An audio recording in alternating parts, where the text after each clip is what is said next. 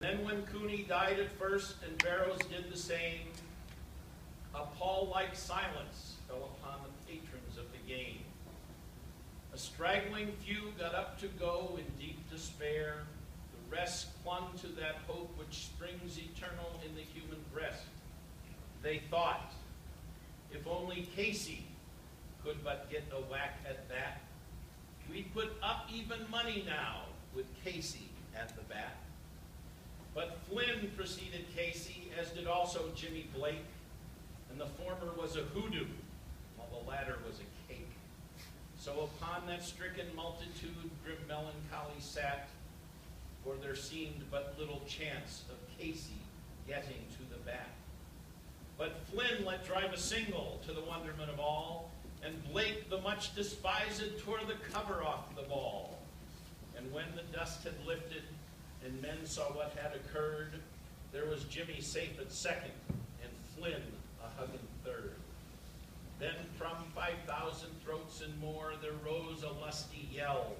It rumbled through the valley, it rattled in the dell. It pounded on the mountain and recoiled upon the flat. For Casey, mighty Casey, was advancing to the bat. There was ease in Casey's manner as he stepped into his place. There was pride in Casey's bearing, and a smile lit Casey's face. And when responding to the cheers, he lightly doffed his hat. No stranger in the crowd could doubt 'twas Casey at the bat. 10,000 eyes were on him as he rubbed his hands with dirt. 5,000 tongues applauded when he wiped them on his shirt. Then while the writhing pitcher drawn the ball into his hip, defiance flashed in Casey's eyes. A sneer curled Casey's lip. And now the leather-covered sphere came hurtling through the air, and Casey stood watching it in haughty grandeur there. Close by the sturdy batsman, the ball unheeded sped. That ate my style, said Casey. Strike one, the umpire said.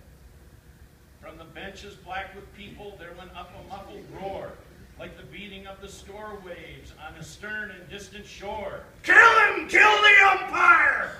Shouted someone in the stands, and it's likely they'd have killed him had not Casey raised his hand. With a smile of Christian charity, great Casey's visage shone. He stilled the rising tumult.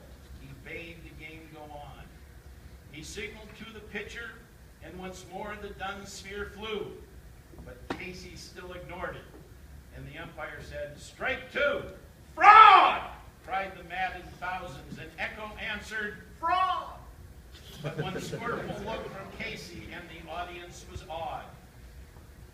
They saw his face go stern and cold.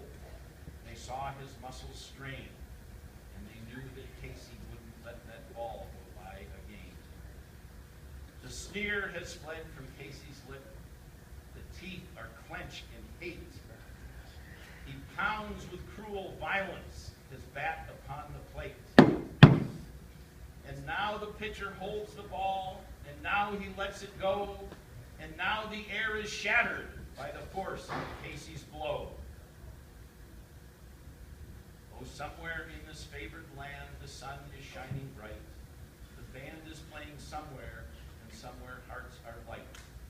And somewhere men are laughing, and little children shout. But there is no joy in Mudville. Mighty Casey has struck out.